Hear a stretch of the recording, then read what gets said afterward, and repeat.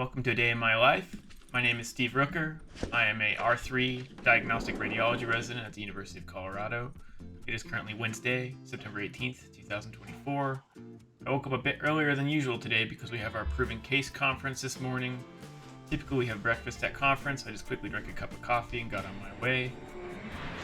After I opened the garage, I realized it was trash day, so I quickly took care of that. And I got going on the road. It is now that time of year where it is a bit dark on my commute in. I live about 30 to 35 minutes away in my hometown near my family. I live much further away than most residents. If I were doing any other specialty, my commute would probably be too far. However, most of our outpatient rotations are during usual business hours, and any of our call rotations typically avoid rush hour. So I've made it work so far. I even did my intern year at Health One in town while living in the same place. Really, the only traffic I ever hit coming into the university is within 1 to 2 miles of campus. As residents, we get on-site parking at all our rotation sites. At the university, there's a big parking garage adjacent to the inpatient pavilion. There's even a small walkway that was recently added, which makes the winter commute more bearable. However, the weather today was beautiful. I ran into one of my classmates, Noel, on the way into conference. And we also picked up Rolly on the way in. Proven Case Conference is held every Wednesday at 7 a.m. Once per year, a resident makes a presentation with educational cases for other residents to take in a hot seat style.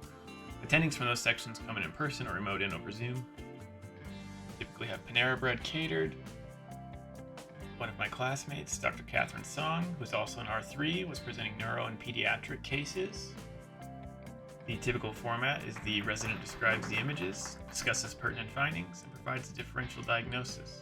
We are making an attempt to have more and more case-style conferences, as the new certifying examination will be in this format. After conference, I spent about 30 minutes completing my RAD exam. This is a test we take after every rotation. It is very low stakes, and is really just to help us identify any weaknesses. I've never had anyone discuss my score. And we spent the remainder of the blocked time absorbing some sunshine before heading to our assigned services. I'm currently rotating within the body section, which is in the basement of the inpatient pavilion, which is also referred to as the main reading room. I spent the remainder of the morning reading outpatient body, CT, and MRI studies. I was holding the service hot phone, which also means I review traumas while they're on the scanner and answer any difficult protocol questions with the technologists. The attending I was working with was working remotely, so we reviewed any of my complicated cases over Teams, which I find just as effective as in-person readouts as an upper-level resident. Almost all the residents working in the basement were able to leave about 30 minutes before noon conference to attend the campus block party. It's usually held twice per year. Lots of different sections and departments have booths to show the rest of campus what they do. There's also a bunch of food trucks that come by for the event. They even have trapeze performers. We find this to be a good way to get a bunch of swag from different departments, including the squishy brain from the neurosurgery department and tons of pens. Our noon conference was on MRI contrast safety and was held by our department chair, Dr. Ehab Kamel. While working in the reading room in the afternoon, the list got a bit light. One of our chest attendings, Dr. Vargas, thought it was a good time to take the residents working in the basement out for a cup of coffee across the street. If you find yourself working on chest, this is a frequent occurrence, which none of us complain about. Throughout the remainder of the afternoon, I continued reading outpatient CT and MRI. In the outpatient rotations, there's usually no significant urgency to finish studies quickly. If I find myself on a complicated case, I can take as much time as I need, which is great from a learning standpoint. We finished up all of my attendings assigned cases, which means the work is done and we can head out. It was roughly 4:15 in the afternoon, which means there is plenty of sunshine left in the day. Most outpatient service rotation hours are between 8 a.m. to 5 p.m. We infrequently have to work on the weekends outside of intermittent university weekend shifts or dedicated call blocks.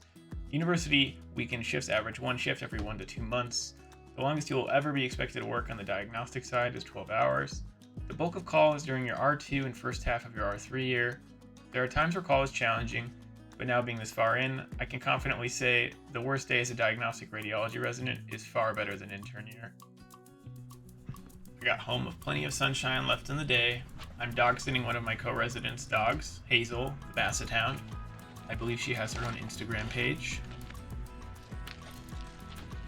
I did a few quick chores around the house, made some dinner. My wife commented on how we typically get takeout, and this video is misleading, but we will pretend that I make dinner every day. We got got a quick workout in. I have a home gym in my basement, which I have found to be great as a resident to optimize my time. I finished out the rest of the night by watching an episode of Rings of Power. Unfortunately, I fell asleep within 10 minutes, and that was my day. Thanks for watching A Day in My Life.